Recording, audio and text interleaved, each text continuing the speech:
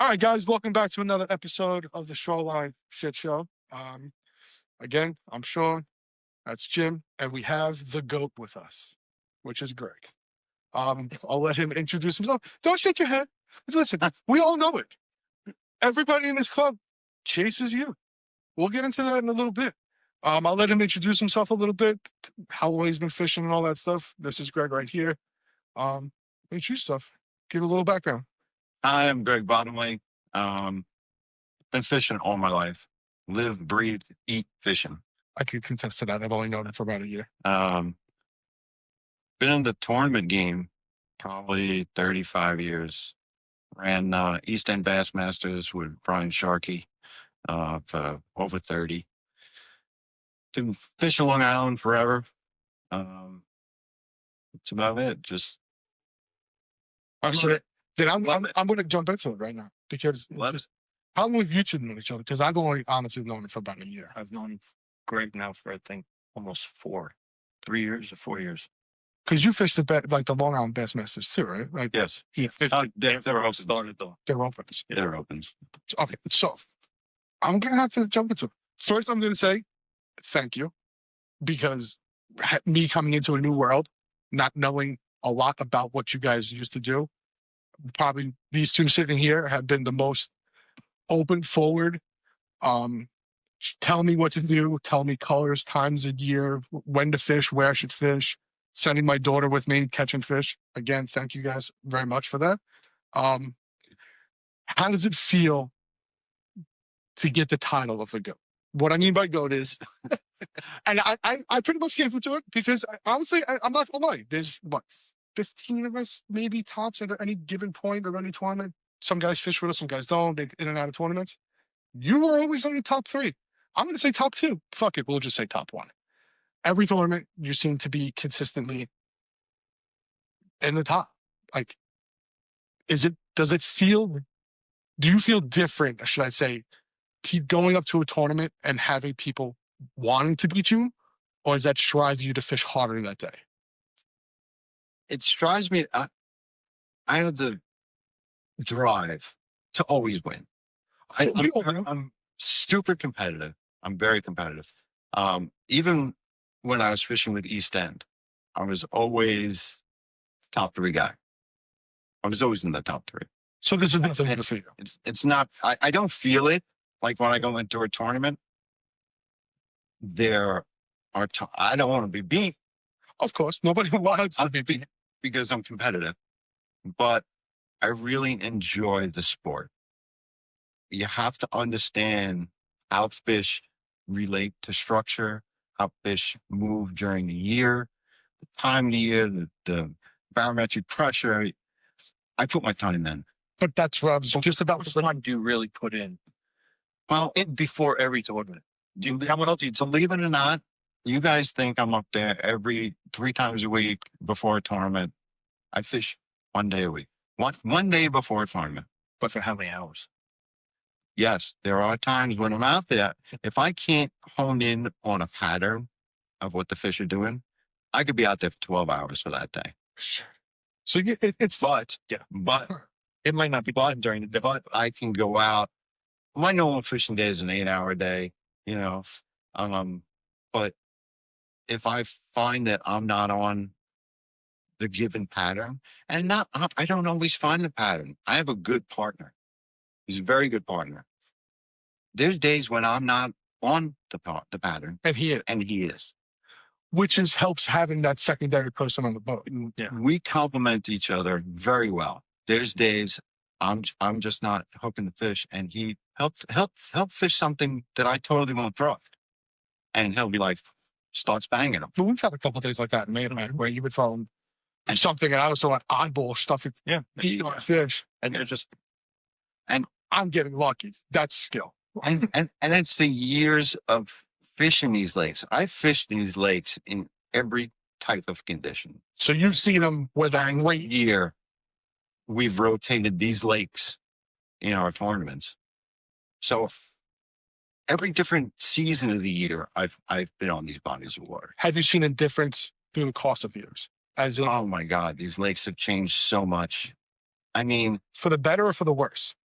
definitely for the worse for most of the lakes. Okay. There's 2 lakes on Long Island that I am very impressed with their change. Is Unpopular. Maybe because I've put more time in and dedicated myself to find where the fish are, because the fish are there and they're giant. There's giants in the river. Yeah, me, you guys were saying that that's the deepest lake that we have that's natural on the island, correct? It's the biggest Long Island lake. That's like our biggest one. So that, Yeah. There's only one really super deep hole in Rock Harbor. I mean, Fort Pond is a deep one, but it doesn't get to 50 feet. so But you're not going to catch a fish in 50 foot of water, so it doesn't matter. Right. You're not going to catch a fish in 40 foot of water in Rock Harbor. out of all the years you've been fishing, where has been your lake that you fished consistent? Like that you would just wake up in the morning and say, I want to go here because you're that familiar with that lake. Because I know you probably fished everything in Suffolk County because you really can't do anything like you said previous in Nassau. I fished almost every puddle. I've just learned a new lake a few weeks ago, a month and a half ago. That I knew it was there. I just didn't know I could fish it. By land or by boat? By land. Okay. But She wants to go perch fishing. I love perch I'm fishing. wise fishing on the lake. I want to go ice fishing on the place over here. I'm not going to mention the name, but That's what he's Just don't go out and buy gear right away, because I did that. Brian had to drug me out ice fishing because I would fish up until I couldn't get my boat in the water. I would go to a ramp and use my anchor and break the ice just to get out to a section of the lake that has water in it. And I'd fish. And I'd catch fish. that's crazy. But That's crazy. But when it completely freezes over, then I go into my wife says I get depressed. We all do. And I do. Yeah. Because I need to set hook. So Which is why you also travel down to Florida too. You do your weekly. now I do, yes, ever since I bought my bigger boat, I go to Florida once a year. We should have one down there. Just us. We should go. That is a great trip. I love. Yeah, I go to. Well, we're gonna go again this You have a year. partner this year? I do not. I'm looking for somebody who wants to take a trip. I need a driver. I don't mind guiding you for the week. We're on Stick Marsh. We're on Headwaters and the lakes around there. I want to hit a couple of new ones. Maybe get over into. That's what I wish we could do here, because you can go down there and you can ask them and ask me. You literally driving down the road, stop. Yeah. And you fish. Like you fish anywhere. Like There's behind on fish behind a Walmart, be like next to a garbage truck. It's On Cloverleaf on a highway, those lakes that are just runoff lakes have big bass in them. it's amazing. There's just so many lakes in Florida. I've been trying to get my daughter to move down there for years. Who knows? She's got one more year left. Yeah, one more year left. We'll see. It's just a different feel. It's just, listen, I'll probably drop us all insane anyway, because there's like you might catch one fish on this bait and you're not going to catch it here. So you're going to have to carry around all the gear that we do now in the back of a truck, which is fine. I'm cool with that. My thing about Florida is it's nice right now. In the middle of the summer, You don't want to. there's no chance that it's going down there I to hear it. sit I out hear it from 3 hours. I hear it from everybody. And you got to listen to it here. We're up in the Northeast. So we get what? 4 months of really just shitty cold weather. And then you get a couple like cooler days where it's nice and warm and it's hot, like we just had last week. Down there, it's the same thing, just hot. You're going to get three months of just unbearable hot weather. Well, that's why you have the tournament trails that start in Florida. And the fishing's good, and it slowly moves to the Northeast. Right. Because nobody wants to be fishing in Florida in the middle of July. I mean, I don't even think I want to They don't want to go fishing. I mean, you can catch fish. It's just, it's a scorching. You'll see the new attraction I'm putting on the boat this year so I can fish in the heat. Oh, don't tell me. You got the umbrella. I hope we have another Unpopular like last year, and you got a sail that you're just getting drifted right into the shore. Well, you catch fish and Shawn. I don't have to catfish. I listen, when you guys turned around and told me that these guys hadn't seen a catfish out of here in years, I was actually impressed with that. I don't know how I caught it. I don't know. I thought it was a giant smallie, but it ended up being I want to see some catfish fishing now. I want to go to Fort and just go catfish fishing. I don't know. I want to go out there now and go crappie fishing. That's going to happen next weekend. Probably within the next week and a half in Montauk. It's going to be unbearable. As soon as it hits, I will I will post on the page and just get a comeback. It's annoying on how many you'll catch. But again, it's Nassau County. They're 4 to 6 inches, 7 inches. Occasionally, like Monkey caught one that was 13. Like you get one really nice one, but I don't know what it is. Same thing like you do with your lakes here, where you try to develop a pattern. It's been consistently every year. It's usually like right after Christmas to the beginning of the new year. I don't know if it's a spawning pattern. I don't know if they go there to feed. It's usually when the lilies die, they congregate in one little area, and you just beat on them. I don't know if you're recatching the same ones a lot of time, probably, but they beat on them. Crappie will spawn as soon as you start getting a bloom. Trees bloom. You see the trees that have the little white flowers on them. I forget what they're called. As soon as they bloom, crappies are on spawning. Then why would it be in? So they're early. They like to feed. They feed heavily before the spawn. I wish And they feed during all winter long. I'm hoping, like we've had days over 100, 150 with 3 guys. Just literally, the areas that you fish are kind of small, like the size of the table. You know, just mean sponge in it. It's kind of tight. Like usually you'll take one cast and that guy will back up, and then the next guy will go behind him and cast. So it's a little bit more. Probably a piece of brush on there because they relate to it. But it's weird because then you'll get them consistently like that for about a week, week and a half, but then they're gone. Like you can go there every day and you might even catch 1 or 2. It's like literally it's a block. Like it's a 2-week block that they just feed. Maybe it's going into the winter, they're just bulking up, who knows? And then they must disperse out through the lake, because that part there, you'll have a main lake and then there's a little canal that goes up and there's another upper lake. So there's 2 bodies of water that's connected to that one little area. Unless they fall over the falls and then they go to the other side, which is the 30th. But I've never caught them on the other side. Well, they'll follow the bait fish. So if they're on structure, if they're on wood, which they normally are, they're near some type of wood cover. If the bait are attracted to the wood and the bait's there, the crappie will be there. And that's probably why they're there for a certain period of time. And then once that bait fish moves, crappie aren't going to stay there. Yeah. They're going to follow the bait fish. Predatory fish. All right. So again, that's scratchy fishing. When you fish, you primarily fish bait caster, spinning rod, mixture of both, depending on what you do. Bait fish is spinning rod. Yeah. Now, do you see a consistent bait that you use throughout the year, like your favorite, like your go-to? I mean, the rubber worm. What color? Don't you stop. You gotta put him on the spot here. Come on, I gotta get. He's the goat. I mean, that's what it is. He's gonna have to deal with it a little bit. How do you ever watch the show? He's gonna say it if you just be quiet. But you gotta coax him into it. No, you just go out there and hit You it. can't throw the man into the fire right off the bat. You gotta get him easy to it. We did. We worked on that already. Go ahead. He was about to say it, please. Bubble gum or white speckles. Great. So now everybody's gonna have Good luck finding him. Yeah. No. So all you plus the bait makers. No, believe it or not, there's a lot of people, like I've learned over the years that a lot of people, like when you're off the island, green pumpkins. Which is a natural color. So it's the natural colors. Yes, they work on the island, but I tend towards the darker colors. Like black throughout the year. Doesn't mean seasons or month. You just like that color. Like that. It's one of my go-tos that you have to have confidence in the bait you're throwing. Right. There's a bait out there that I just won't throw because I don't have confidence. I may tie it on, but never use it. And I'll take a few casts with it. And because I'm like, they should hit this. And if you don't get a bite within 15, 20 minutes, you tend to put that rod down and go to your go-to baits. So everybody has go-to baits. Now, do you Doesn't mean that's the best bait to use. Do you consider yourself more of a finesse guy, or do you dabble into like the glide baits and all that stuff? I don't even own glide bait. Never tried glide bait.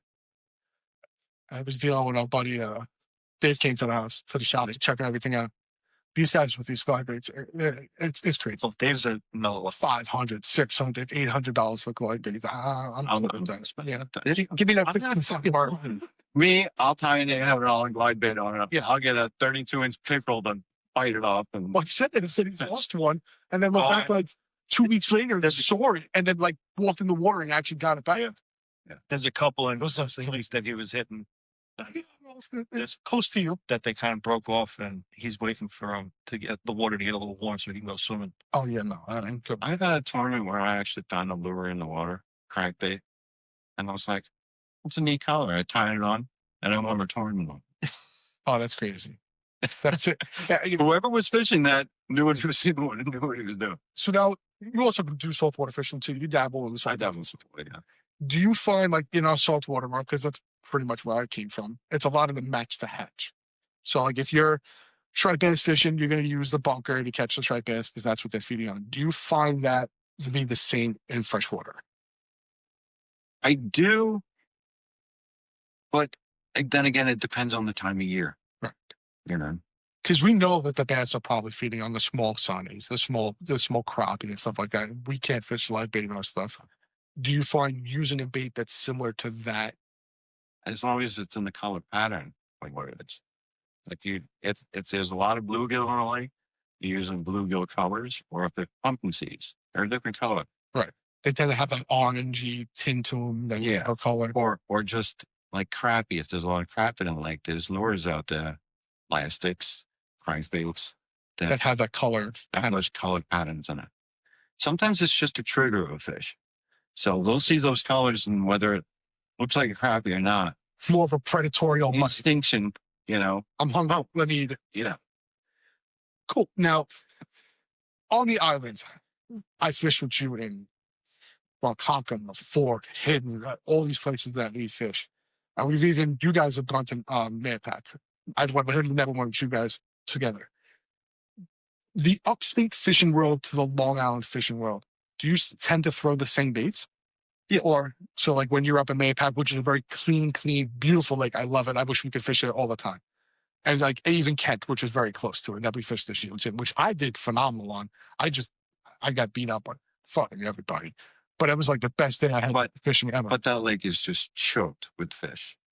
That lake has, you could take anybody up there. And and when we went up, it was tough because there was a front that came in. Yeah. And you said like we came across that one spot that was just great. And you guys said you didn't catch anything there. Yeah. Now, front wise, you notice them shutting off from different. Definitely. They are definitely weather fish. If you see, like, I'll pay attention a lot to rising and lowering of the water. Okay. All right. Fish could be shallow when the water's stable. As soon as you get a little drop in the water, those fish will definitely relate and pull back. Do you think they'll pull out to the deep, or will they just pull back to the level that they want? To the level that they want, whether it be a 5 foot, whether it be tops of drop offs, or even off the edge of the drop off, if there's drop off in the lake. If it's a shallow lake, they can, so you'll always catch fish shallow. You know, they'll always, you'll always find a fish unless it gets really cold. But even then, you can catch them shallow. Like when it gets really cold, like now, you really want to, they'll get tight to a piece of wood that's sticking out of the water because the sun will heat that wood and transfers that heat into the water. So I didn't know that. The bass will actually lay as close to that log as possible because it's warmest.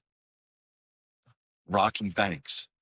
If you have any exposed rock, you won't find it up here, but down south or upstate, you have riprap, which is rocks on like the side of the road. Okay. They use it for stabilizing the banks. Oh, I see that like that bottle down. Yes. It's a green. Correct. Yeah. Okay. Fish will get on that because those rocks transfer the heat into the water. So they're very Some of my best days when it's super cold out or any structure sticking out of the water going in. I never thought about that. That's actually a pretty good analogy. I never think that one piece of wood can actually retain that much heat to keep that up around a log that's sticking out of the water. That sun will heat up that log just enough to transfer some of that heat into the water, and that fish will lay right up against that log. That's if they want to be shallow, right? You know, if they're hungry at all, they'll be. If they're going to be in the shallow feeding, they're even going to be on that log waiting for a bait fish to swim past. So with your patterns and everything that you do up here, whether it's baits, whether it's tubes, worms, smaller gyms and that. Do you find that the same techniques up here also work down south? Or is it a completely different fishery? They work down south. There's better things to use down south. Because I've been just told down south is a very top water game. I've tried it all year and I didn't get shit. Yeah. A lot of bluffs. I have a friend that lives out east. He was in our club, and he's a frogman. That's what it does. The guy has confidence in his frog, and this guy can fish. Damn good fisherman. I fished one tournament with them. And it's basically, I was told if he's on the edge frog fishing, they're biting. If they're not on the edge, don't even go there because he's in the middle and he's getting pissed off at himself. Yeah. He's like, If you see Eddie out drop shotting, down the center, Don't go to a lily pit because they're not there. you know the fish aren't biting all the time. He'll get a fish that doesn't want to bite. but yeah, see, that's like the hardest thing because I've plenty of times I've seen them because you notice them. They got that black stripe. You know they got the black tail. You tell they're there. I've literally thrown things into their mouth and they're like, I like frog fishing. I'm not great at it. This guy, he could put a frog anywhere. so he's that guy. I fished the river with him one time, and I was flipping this bush. I flipped it 20 times. Tossed a couple of different baits into it, nothing. And you think It was down a little bit. He comes from like behind me, wings that frog in there, pulls out like a 3-4 pounder out of it. And I'm like, you make me sick. Like, I don't know how he does it. He just has confidence in the frog. So wait a minute. See, that's how we felt That's when what we I'm were saying. upstate. Yeah, but that's how I feel it every tournament when he's on the ground. What do I say when we both do? See, He's giving the money. he has that feel. All right, so the goat can be beat. What do you want me So to? how did you feel that you did in the fueled horsepower series this year? Because you do, but you also Yes. do the fuel and the wine. And that's one reason why I don't pre-fish more for Long Island, because I did have a busy season upstate. Like each of our tournaments this past year, I went to the lake once. Do you find pre-fishing a lake prior to a tournament obviously helps you to know your patterns for what you're catching, but do you think it limits the amount of fish that you catch during tournament day? The big thing is you do not pre-fish a lake within a week of the tournament. So if you try to go at least 7 days prior, you give them time to acclimate. I'll pre-fish the lake the week before the tournament, because anything can happen in a week. All right. So You'll get an idea of I'll what get an idea. But if you're hooking fish, I'd say within 7 days of the tournament, that fish might not bite that tournament. So I don't want to run the chance of coming into a good pattern, finding a good pattern, and then having it be lost. and then not being able to come to tournament. I've done it. Come to tournament days where they're just not on it because they don't want it. They've Now- seen it, they ate it, they don't want to bite. Are you changing that rule this year? Because obviously you're allowing people to pre-fish, but you said you were talking about doing it like what you do a week before. Because we have guys that go out like the day before, and you're like, you give it Ernest got East End Bassmasters, we used to have a 10-day cutoff rule. 10 days. They used to start. So it was the Wednesday before the Sunday tournament was the cutoff. because you know. which is good because you cut that weekend before off. You cut the weekend before off. And so now you're pre-fishing. I would pre-fish 2 weeks before the tournament. Just to get Because I can only get out on weekends. Right. I work a week.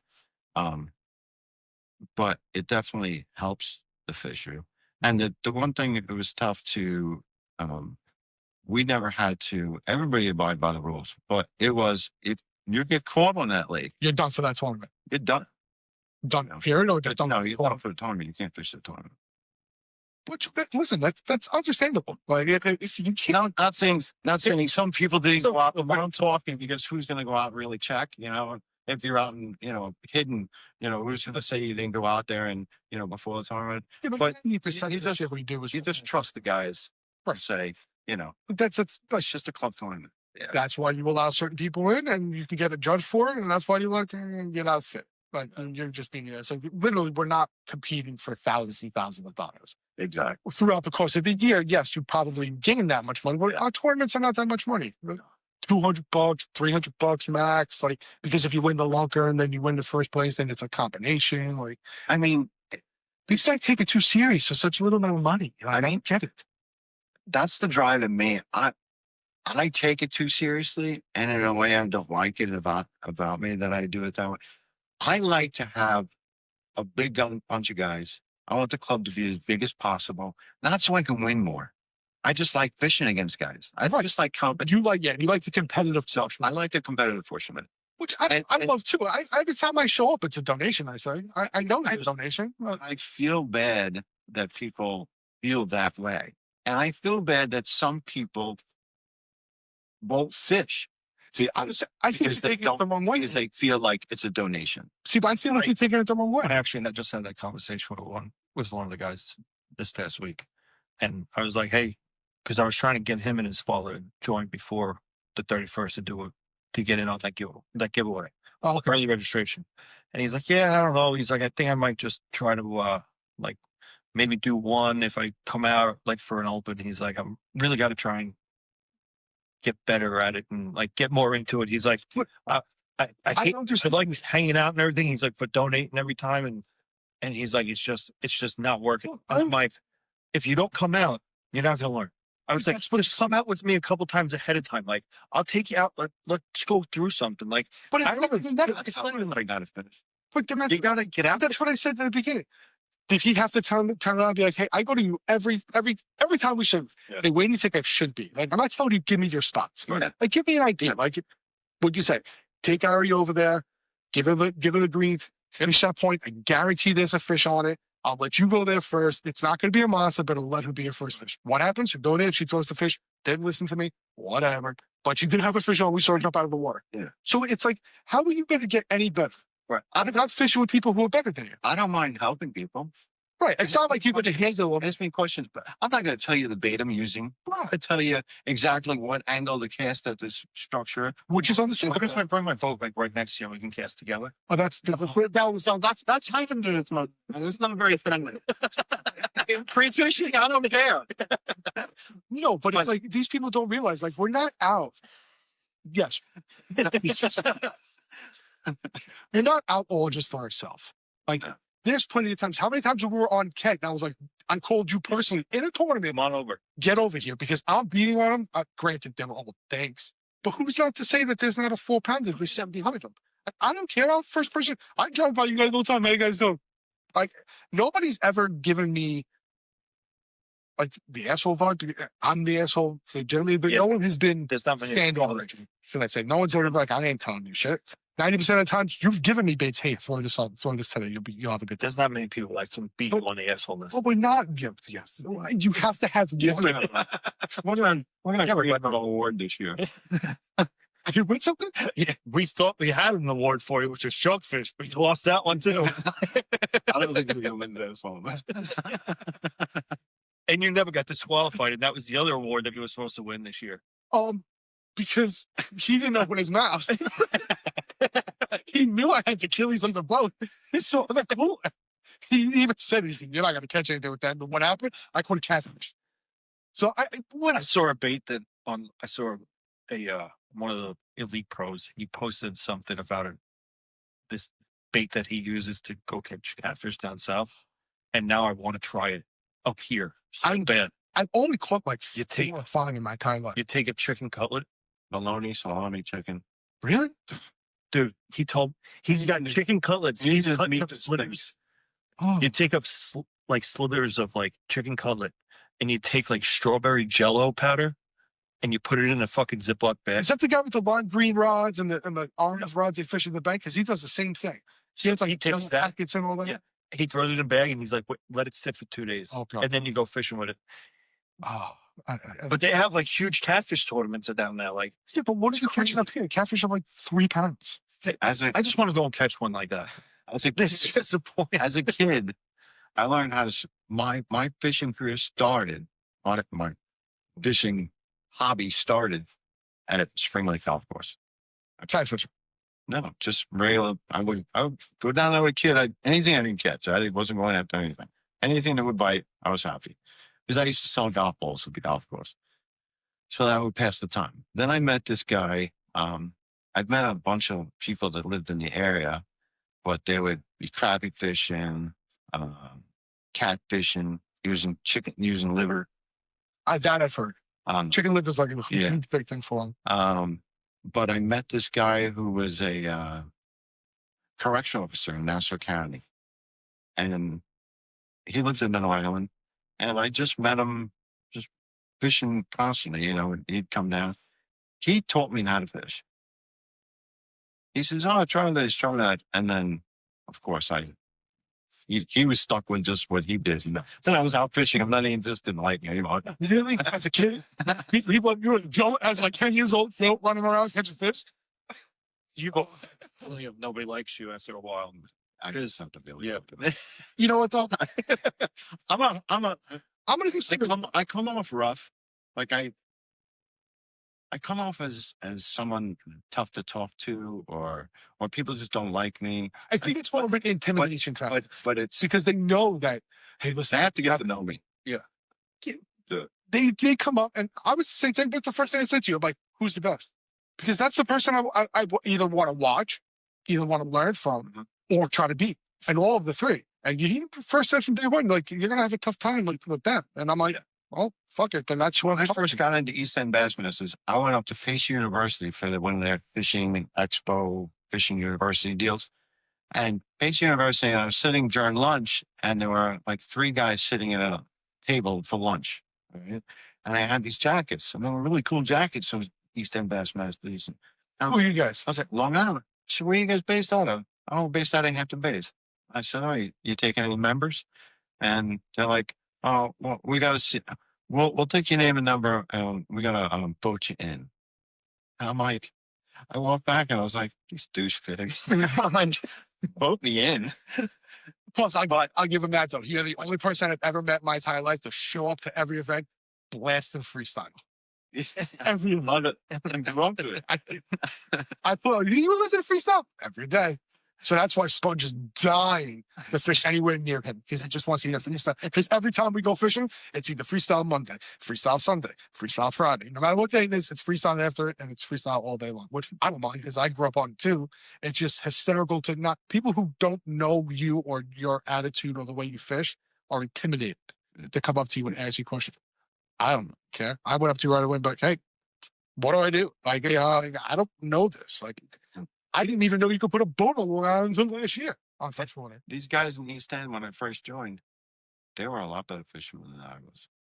They were, I mean, I knew how to fish. They just fished.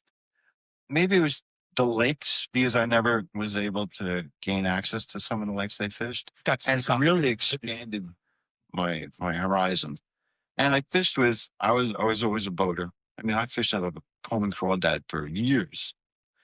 But I'd have a non-boater, and I'd be like, he's catching fish behind. A lot of people have won tournaments out of the back of my boat from East End.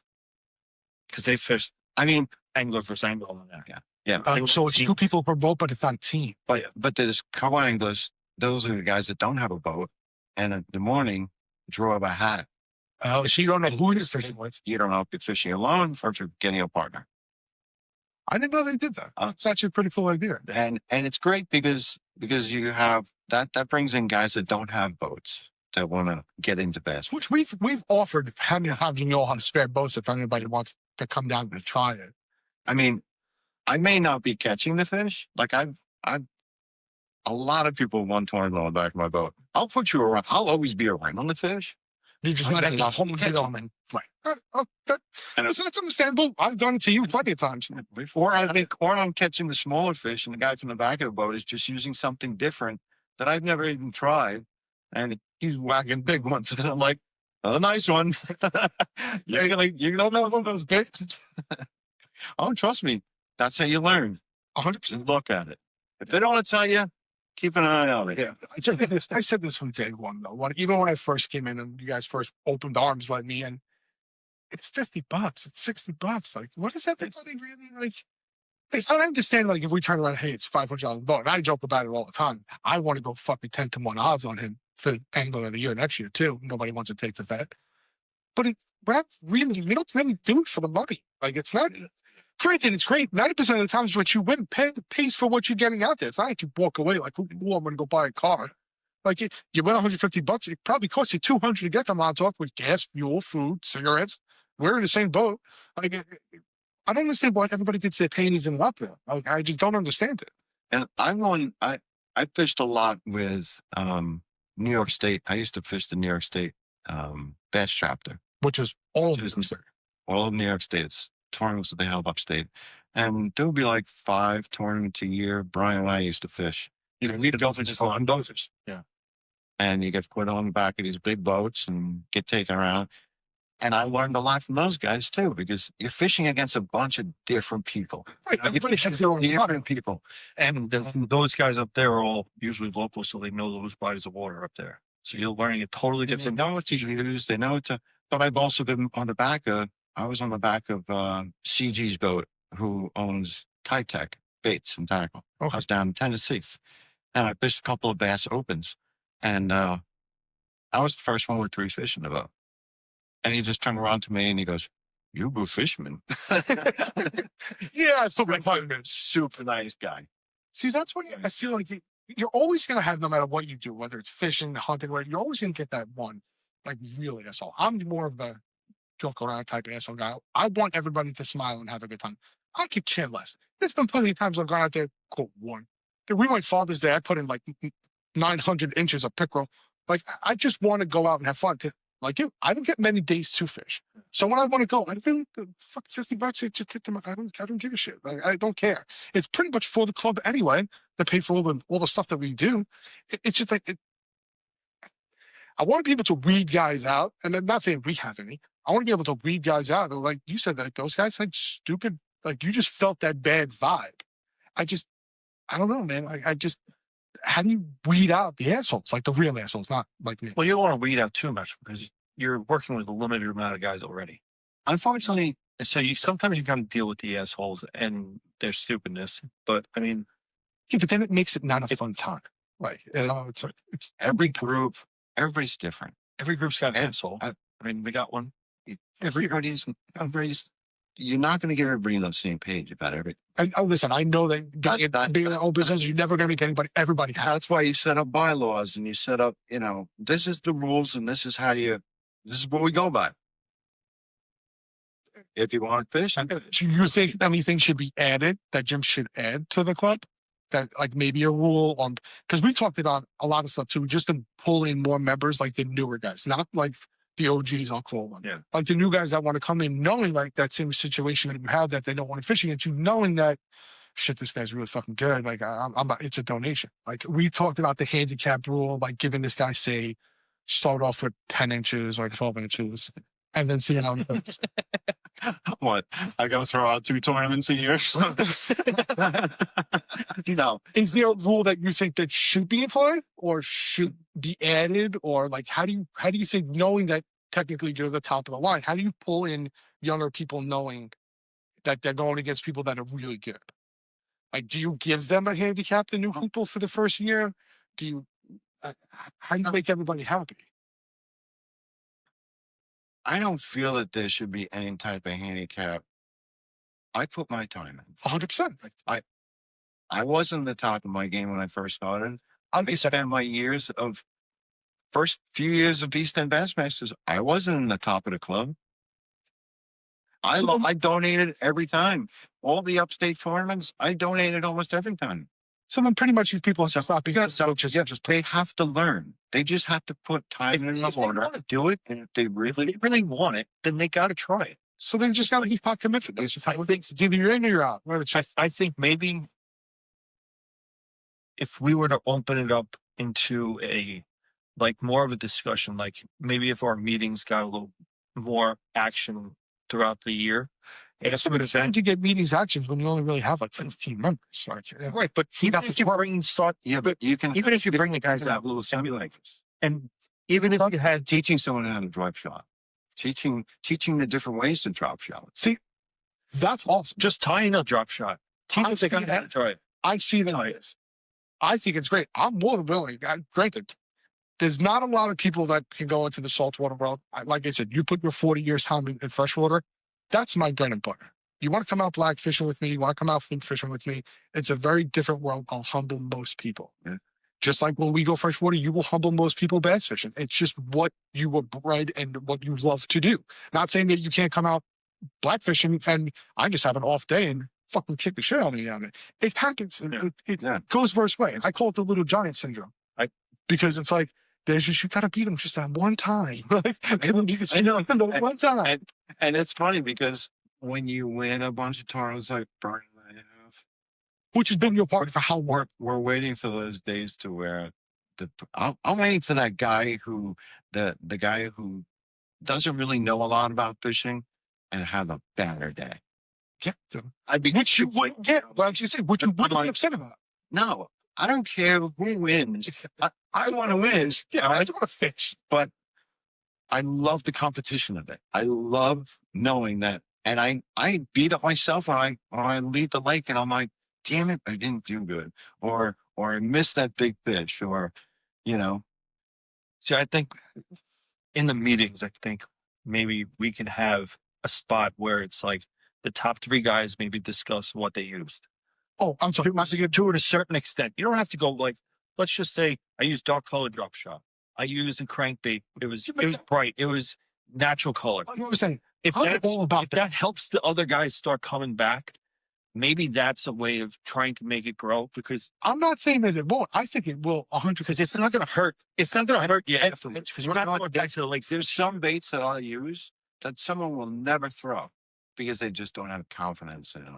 They'll Which is what you said before. You have to have confidence in what you're throwing. But how many times have you, anybody who's been in the fishing game a long time, when you tie a new bait on, and you're fishing for competition where you only have certain amount of hours, when you start fishing that bait, if you're not getting bit right away, Oh, you get pissed. you tend to go no and put it down and start another rod. There's times when you see my deck of my boat, I have 6 rods hanging off the front of it. Oh yeah, because I've got ounce on it, then I just don't have confidence in it. You know what I mean? But I want He to does try. that on purpose. So then when he passes somebody, No, he does that with you. all they start dangling and everybody's looking at what's do. dangling. He's not even using those. Trust me. There are times I do hang. They're horning it off the front of the door like small ornaments. I'm not saying that. No. But now if you do that, which is a great idea, I would love to learn new tactics, techniques, knots, this and that, because you guys kind of do same of the knots that I do, like do drop shot knots and drop loops and stuff like that. I feel on that end of it is awesome. I'm all for it. I feel like you get a lot of the guys, like the older time of guys, not saying that I am, or just saying people who've been doing it for a long time. They're going to be like, what the fuck am I going to listen to him for? Like, they're going to have that stupid mentality. They're not going to be open to learning. You know what I mean? You know what? But they don't show up. But yeah, this isn't for that. If you want to come and fish and you want to have that hatred on it, come and fish. I don't give a shit. But if you want to learn something, you're going to have to freaking take some of your little, like, I guess your heart and put it to the side and say, all right, I'm going to listen to him for maybe once, you know? And the best ones that are going to learn are those kids that are coming through. Because the kids that show up to every meeting, that's what they want is the seminars. So you're just going to train the newcomers is what we're doing. These kids, Anybody who wants to learn, I train. Anybody who wants to learn anything, that's what I love the fact that we have all these kids on that are coming to us. I think it's great. What do we have? Like, there's like 6 or 7 now that are under like the 12. That are legitly like, Dude, that one shit caught like a beast in Montauk. oh yeah. Like, and that was 21 inches, like a beast of a fish. It was like one of the largest fish caught on the island that was submitted this year from us. Congratulations to him. That's what came up on the rod too, right? Yep. He won the rod. All right. So now that's all great. I think we should do that, whether we get people to show up or not. It might just be us playing bull, which we'll get to another topic.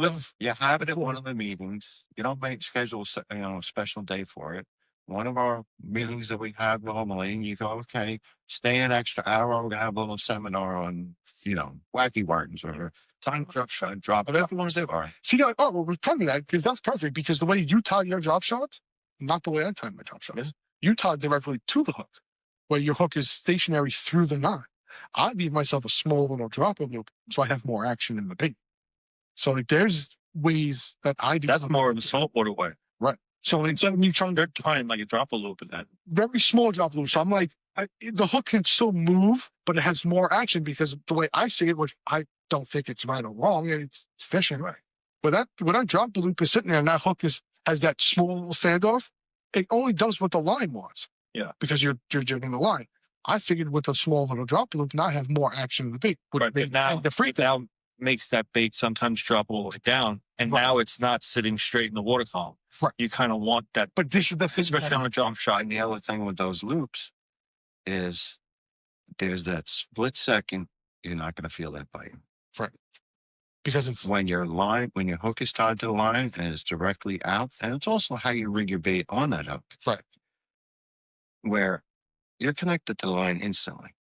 As soon as I feel a fish breathe on my drop shot, I I can know. tell something's on that, or something's playing with it. Well, that's the goat tiny sentences kept him off. That's experience also. Yes. See, but now what I learned when me and him went to Mayapack, which I always was doing like the lightest line possible without having it break off. That's always how Well, you fish a lot of the 6 and 8 and 10. I'm always like 8 to 10, sometimes 12. He's telling me he doesn't give a shit. He goes high because he doesn't want to finesse it where he's worried about it breaking off. He just wants to get that fish in the boat, which that put a totally different mindset into me. And like, that's what you'll get out of having conversations, you know? Are you the type of fisherman to have straight fluorocarbon on the line? Because I've heard that this shit too, that nobody uses braid, they just use straight fluorocarbon, which I think is I only use straight fluoro on a crankbait rod.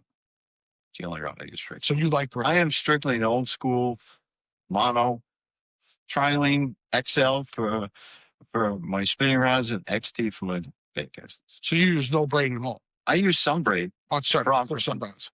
my drop shot because a lot more sensitive.